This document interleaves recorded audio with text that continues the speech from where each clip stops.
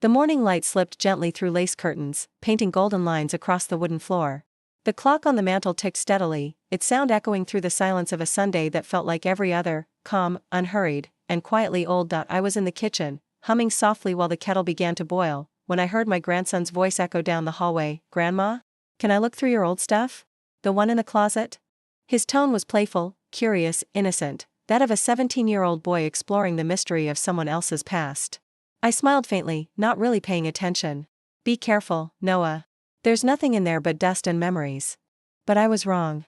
The floor creaked as he rummaged deeper into the closet, the one I hadn't touched in years. It held boxes of forgotten things, old coats, photo albums, and fragments of a life I'd carefully folded away. Then came a pause. "Grandma," his voice was softer now. "What's this?" When I turned, he was standing in the doorway, holding a small wooden box covered in a layer of dust so thick it looked like it had been asleep for a lifetime. Something inside me froze. The box. The one James gave me before he left for the war, the one I swore never to open again. I forced a smile, though my throat felt tight. "Just some old papers, dear. Nothing important." But Noah had already wiped the dust away and found the seal. A thin strip of wax, cracked and faded, holding a yellowed envelope inside. "Who's Eleanor?" he asked, squinting at the name written in elegant cursive. I forgot how to breathe for a moment. Hearing that name, my maiden name, spoken aloud after 60 years felt like being pulled through time. He tilted the envelope toward the light. "It's addressed to my dearest Eleanor. Like the video, subscribe to the channel and press the bell icon." His tone was curious, but when he saw my trembling hands, his face softened. "Grandma, are you okay?" I wanted to tell him to put it back, to close the box, to pretend he'd never seen it. But the words wouldn't come. He sat on the floor, cross-legged, and studied the handwriting, the way the ink had bled at the edges, the way the paper had yellowed. Then he whispered the name on the back, James Whitmore. The sound of that name cracked something inside me, like the first strike of thunder after years of drought. I turned away, gripping the edge of the kitchen table to steady myself. "Please, Noah. Don't open it." He hesitated. "Why not? Who was he?" My voice came out quieter than I intended. "Someone who never came home." The air around me changed, the ticking clock faded, the light dimmed. I could almost hear it again, the roar of a steam engine, the sharp whistle of departure. The war was swallowing everything. James stood on the platform, in his crisp uniform, holding my face in his hands. "I'll be back," he said, and I believed him. He slipped a small wooden box into my hands and smiled. "Don't open it unless I don't return." The train pulled away, his hand lifted in a final wave, and that was the last time I saw him. "Grandma?" Noah's voice yanked me back to the present. I blinked and the station vanished, replaced by the quiet hum of my kitchen. He was still sitting on the floor, the letter resting in his lap. His eyes searched my face, not with judgment, but with concern. "I didn't know you were called Eleanor," he said softly. "I'm not. Not anymore." He smiled faintly. "But you were." The way he said it, with warmth, not accusation, loosened something inside me I didn't know I was still holding. He held the envelope toward me. "We could read it together." I shook my head. "No, Noah. Some things are meant to stay where they belong, in the past." "But what if it's something you need to know? Something he wanted you to know?" I turned away. "I already know. He never came back." That's all the answer I ever got. The silence stretched between us. Finally, he placed the box on the table and whispered, "You always tell me stories about courage and truth, Grandma. Maybe this is your story." He walked away before I could answer, leaving the box behind, open, waiting, breathing. The house was quiet again by evening. But the silence was different now, heavier, like the air before a storm. I sat in my armchair, the wooden box on my lap. The wax seal on the letter gleamed faintly in the lamplight. I traced the handwriting with my finger, remembering how his letters used to smell faintly of engine oil and lavender soap. My heart ached to open it, to know what his last words were. But fear stopped me, fear of remembering too much, fear of finding too little. At some point, I must have drifted to sleep with the letter still in my hand. When I woke up, the first thing I noticed was the empty box. The letter was gone. My chest tightened. I searched the floor, the armchair, the table, nothing. Panic crept through my bones like cold water. Then I saw it, the door to Noah's room, slightly open, light spilling out. I knocked softly. "Noah?" No answer. He was asleep at his desk, the lamp still on, the photograph from the box beside him, but the letter was missing. My eyes fell on the photo instead, James standing in uniform, smiling proudly, holding a baby I'd never seen before. My breath caught. A baby? I don't remember this photograph. I picked it up with trembling hands. The edges were worn, the colors faded, but the image was clear. James, somewhere in a garden, a child cradled in his arms. The same eyes. The same faint curl of hair at the forehead. Something about that baby's face tugged at the deepest corner of my memory, a memory I'd buried long ago under layers of silence. I whispered, "Who are you?" Noah stirred and mumbled in his sleep. "Don't cry, Grandma." I turned off the lamp and left the room quietly, clutching the photo against my chest. Back in my room, I sat on the edge of the bed, staring at the photograph in the dim light. If this was taken before James went missing, who was the child? Whose child? A thought I couldn't bear began to form, one that connected pieces I'd refused to see for decades. I pressed the photo to my lips, whispering a name I hadn't spoken aloud since the war. "James, what did you do?" A gust of wind rattled the window. The old curtains swayed like ghosts. I looked toward the closet, the door still open, the space where the box once sat now empty, like a wound reopened, and for the first time in years, I felt the weight of something unfinished pressing against the walls of the house, a story waiting to be told, no longer content to stay buried. The next morning, Noah didn't come down for breakfast. When I went to check on him, his bed was empty. His backpack was gone. But on his desk, beneath the still glowing lamp, was the photograph, and a note in his hurried handwriting. "Grandma, I think I know who the baby is. Don't be afraid. I'll find the truth." My hands trembled as I held the note. The sound of the kettle whistling in the distance blurred into the pounding of my heart. Somewhere in the walls of this old house, the past had awakened, and now, my grandson was chasing it. The box was open. The letter was gone. And for the first time since 1944, I felt the beginning of an ending I never knew I needed. The world dissolves into the sound of an air raid siren. The wailing rises and falls like a cry from the heavens, echoing across black skies. I see flashes, smoke, searchlights, people running with blankets pressed to their faces. England was burning, and so was my youth. I was 18 then, Eleanor Whitmore, a girl with ink-stained fingers and dreams too large for a village at war. That's where I met him. James Whitmore, the pilot with laughter that cut through sirens, with eyes that promised tomorrow. We met in the most unromantic place imaginable, the local supply station. He'd come to deliver parts. I was sorting rations. He made a joke about my handwriting, said it looked like poetry trying to escape the page. I told him pilots shouldn't read poetry.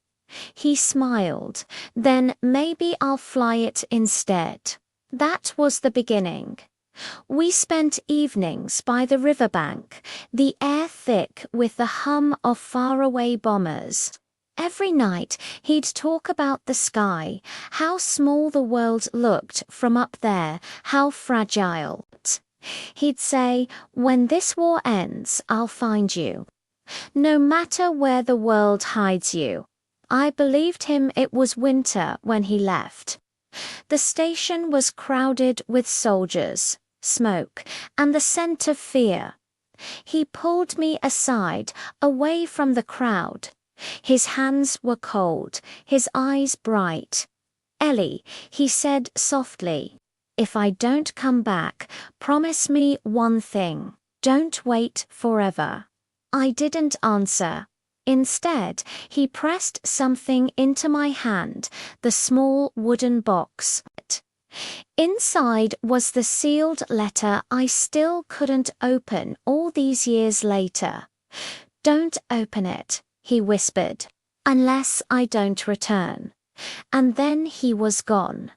The train pulled away, the whistle screamed, and I stood there, clutching the box, watching his shadow disappear into smoke. That night, the sirens wailed again, louder, closer. Somewhere over the channel, his squadron went down. No survivors were ever found. I waited. Weeks turned into months. Letters stopped coming. When the war finally ended, everyone cheered, but ICOULDN single quotes, because peace for the world meant nothing when the one person who made it, worth living for, was gone. Then came the other discovery, one that changed everything. I was late, and then later again, a nurse at the clinic confirmed it. I was carrying his child. My world collapsed in quiet. My parents were strict, proud, fearful of shame.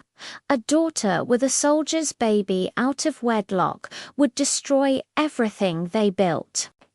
They made the decision for me. It was spring when I gave birth, April 1945. The war had ended. London was rebuilding. But my heart was a ruin. They wouldn't let me keep him. I remember his cry, sharp, fragile, beautiful. They took him before I could even hold him properly. I remember screaming his name into the white hospital room, though no one ever told me what they named him. My father signed the papers. He told me this never happened. And so I became the girl who lost everything and wasn't allowed to grieve.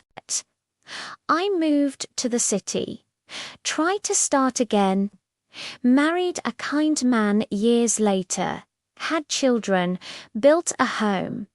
But every birthday, every sound of a baby crying, every time I saw a young man in uniform, the wound opened again. I kept the wooden box hidden through every move, every decade. I told myself I was keeping it for closure, but deep down, I was just afraid of reopening the past, afraid that if I read his letter, I'd have to face what I did, not out of cruelty, but out of helplessness. Now, all these years later, my grandson had found it, and worse, he'd opened it.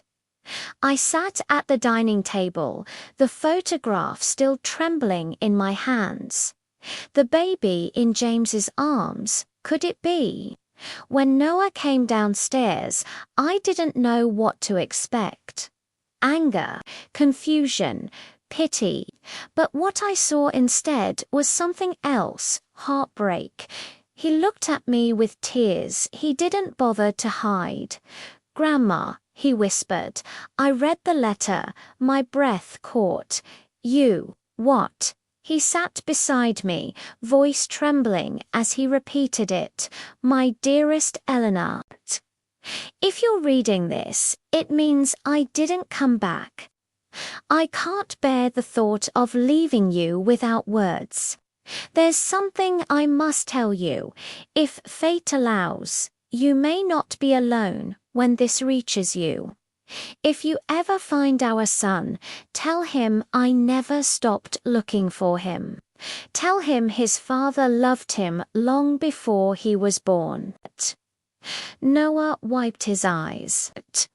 "He wrote this before you even knew I couldn't breathe." The room swayed. "Grandma," he continued, voice breaking, "that baby in the photo, is that him? Your son?" I couldn't answer. My voice was trapped somewhere between confession and collapse. Tears slid down my cheeks. For decades, I'd carried the guilt of giving up that child, of silencing his existence even to myself. Now my grandson sat across from me, holding the last words of the man I loved, words meant to give me hope, not haunt me. "I wanted to tell you," I whispered. "But how do you tell someone that your life began with a lie?" Noah shook his head. "It wasn't a lie. You did what you had to do to survive. That's not shame, Grandma. That's sacrifice." He reached for my hand. His grip was warm, steady. "But I can't let this end in silence." He wanted to be found, and maybe it's not too late.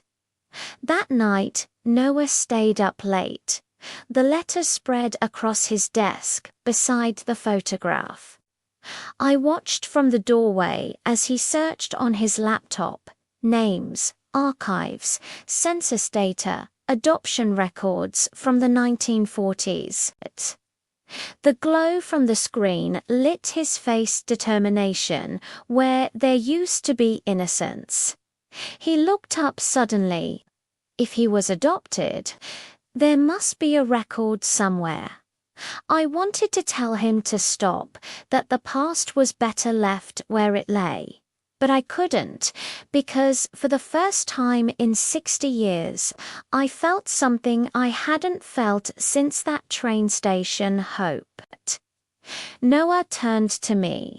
You kept all this pain locked away because you thought you had to protect everyone. But you don't have to protect me from the truth. His words hit harder than I expected. I realized then that secrets don't protect, they imprison. I reached for the photograph again, tracing James's smile. I loved him with everything I had, and I lost him. But losing our child, that's the one thing I never forgave myself for. Noah placed his hand over mine. Then let me help you find him, Grandma, for both of you. The next morning, I found him already awake, maps and notes spread across the table. He'd found an adoption lead, a name, a date, a clue buried in an old registry. Noah, I whispered, "What are you doing?" He smiled faintly. "Finding the ending your story deserves." I wanted to stop him. But when I looked at his face, his eyes, so much like James's, I couldn't.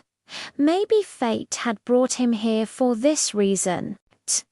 That evening, as the sun set through the lace curtains, Noah placed a small slip of paper in front of me.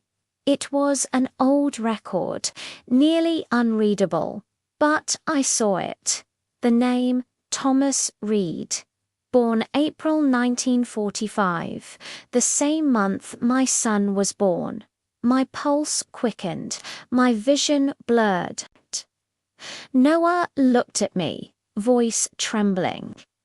"I think this is him, Grandma. I think this is your son."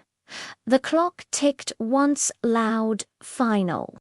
Like the closing of a lifetime-long silence, I reached for the photo again, staring into the face of the baby in James's arms. Now the name had a body, a life, a history. But as tears filled my eyes, a terrible thought struck me. What if I'm too late? The camera fades in on a darkroom. A photograph floats in a tray of developer, its image slowly forming under red light, a baby's face, eyes wide, smile faint, then the sound of a clock replaces the dripping water, the same clock from my kitchen. I blink, and the memory dissolves. I'm back in the present, the photo trembling in my hands as Noah watches me, waiting. "Thomas Reed," he whispers. "That's his name. Born April 1945. The same month you gave birth." My voice barely escapes. "Where did you find this?"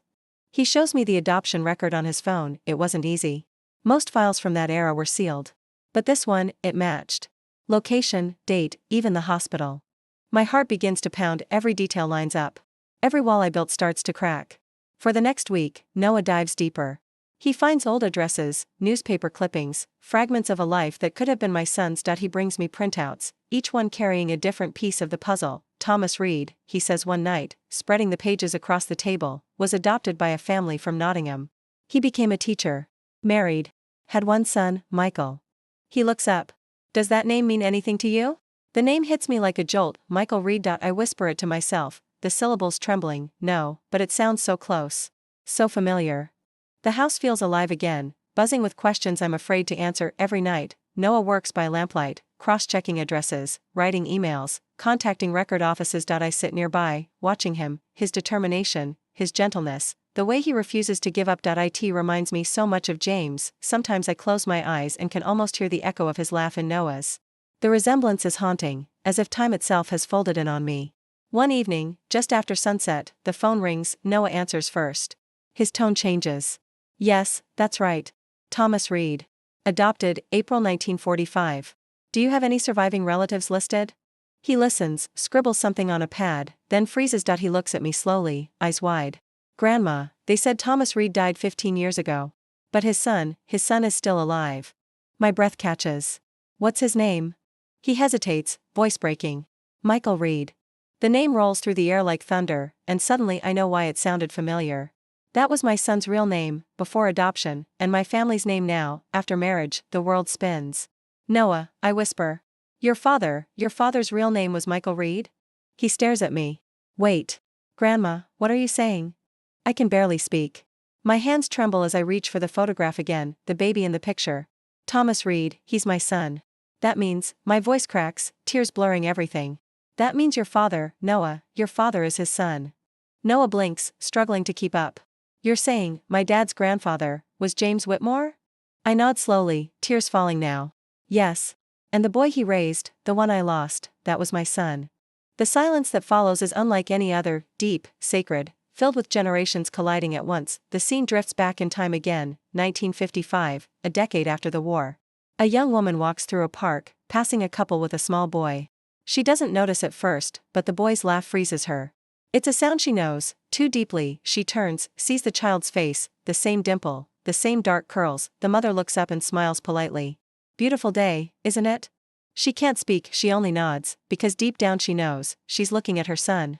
The flashback dissolves, that memory, that moment of knowing without words, comes flooding back, hitting me harder than ever. Noah sits down, face buried in his hands. All this time, we were looking for him, and he was already part of us. He lifts his head, eyes wet. You didn't lose him, Grandma. You found him again, through me. I reach for him, but my voice breaks. No, Noah. I didn't find him. You did. He shakes his head. No. You kept his story alive. You just didn't know how close he'd been all along. The weight of 60 years of guilt begins to lift, not completely, but enough to let air back into my lungs. Later that night, Noah bursts into my room, holding his phone. Grandma, you need to see this. On the screen, a photo from a small-town archive collection. A box of personal belongings once owned by Thomas Reed, and inside that box, a folded letter. The caption reads, found among private effects, addressed to Eleanor Whitmore. My knees weaken. It's another letter? He nods. Yes. From your son? The world tilts. He wrote to me? They never found you, Noah whispers. But he tried. We drive the next morning, the countryside rolls past, goldfields, quiet skies. It feels like traveling through time itself. Noah sits beside me, the original photograph clutched in his hand. Neither of us speaks. The hum of the car is the only sound. When we reach the small brick museum, the curator greets us warmly, unaware of the storm she's about to unlock. We found this years ago, she explains, handing me a sealed envelope. It came with a note saying, for Eleanor Whitmore, if you're still out there. We never knew who that was. I take it slowly, my fingers trembling. The handwriting is older, shakier, but unmistakable. My son's. Noah and I sit at a wooden table, the envelope between us. For a long time, I just stare at it. Decades of fear, guilt, and love sit under that thin layer of paper. Noah whispers, do you want me to read it? I shake my head. No, my love. I need to do this myself. I break the seal. The paper crackles softly as I unfold it. The letter begins simply, to the mother I never knew. If this ever finds you, please know I've looked for you my whole life. They told me you were gone, but I never believed them. I kept thinking, maybe you were just hiding, maybe you had to. If that's true, I forgive you that I became a teacher. I have a son, Michael. He has your patience, I think. And maybe your courage. If he ever meets you, tell him his father loved the idea of her all his life. My tears fall freely, blurring the ink. Noah squeezes my hand, voice trembling. He forgave you, Grandma. I whisper, he shouldn't have had to. But somewhere inside, peace begins to bloom, fragile, real, unstoppable. Noah takes a deep breath. Do you realize what this means? Your son, my grandfather, wrote this for you. And I, his grandson, delivered it. He smiles through tears. Maybe that's why I found the first letter. Maybe I was meant to. I look at him, the echo of two men I loved, joined in one heartbeat. The world narrows to a single feeling, connection. All the lost years, all the silence, dissolve into that moment. I fold the letter carefully and place it beside James's. 2 generations of love, sealed by fate, finally side by side. Noah whispers, what will you do now? I smile faintly. I'll do what I should have done long ago. I'll tell the truth, to everyone. So the next generation never has to carry what I did. He nods, tears glinting. We'll tell it together. The camera pans to the old photograph again, James holding the baby, sunlight caught in their eyes, the frame slowly widens, revealing Noah holding the same photo, the two faces aligned, past and present, father and son, generations folded into one frame, the ticking clock resumes in the background, no longer heavy, but peaceful. For the first time in my life, I feel whole. The morning light spills across the table, soft and golden. Dust floats in the air like tiny spirits, dancing over two letters that rest side by side. One old, one new dot. Noah sits beside me, quiet, hands folded. The house feels lighter today, as if decades of sorrow have finally exhaled. I whisper, "It's strange. For so long I thought my story was over, and now it feels like it was only waiting to be finished." Noah smiles faintly. Maybe some stories need more than one lifetime to be told. The camera lingers on the two envelopes, their corners touching like two hands reunited after a long journey. That afternoon, I take out my old typewriter. It's dusty, forgotten, but still works when I press the keys. Each letter that strikes the paper feels like reclaiming a piece of myself. To my son Thomas Reed, and to his son Michael, and to the boy who found what I lost, Noah. I pause. Looking out the window, the garden is alive with the same roses James once planted before leaving for war. I'm going to write my story, I tell Noah softly. The truth, every part of it. So no one has to search in silence again. He nods. We'll do it together. You tell it, and I'll make sure it's never forgotten. The montage begins. The camera floats over open drawers, photographs, medals and ribbons, fragments of a life once lived in fear and hope.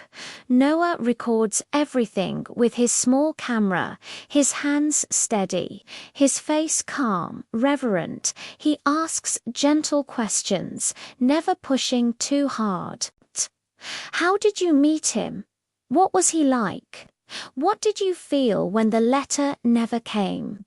Each question unlocks another chamber of memory. We talk for hours about love found in the middle of war, about promises whispered under sirens, about letters that tried to cross oceans but never reached home. It feels like I'm breathing freely for the first time in 70 years as we clear out an old trunk from the attic. Noah pulls something out from beneath the false bottom, a small velvet pouch. He opens it carefully. Inside, a folded piece of paper yellowed with age. He looks up. Grandma, there's something else. My heart stops. The handwriting is James's. I unfold it slowly. The ink faded but legible. If you ever find this, Ellie, know that I never stopped loving you. If I don't come back, promise me one thing. Tell our child who he was. Don't let him think he was unwanted. I'll be watching both of you always. The room falls silent. The letter trembles in my hands. After all this time, he had tried to make sure I wouldn't live in guilt, and somehow I never found it until now. Noah's voice breaks softly. He knew. Even then, he knew. I nod through tears. He always did. Days later, we drive to the old military cemetery on the hill, the one overlooking the town he left from. The air is still. The wind carries faint whispers of the sea. Noah helps me walk to the grave marked Captain James Whitmore, 1921 to 1940.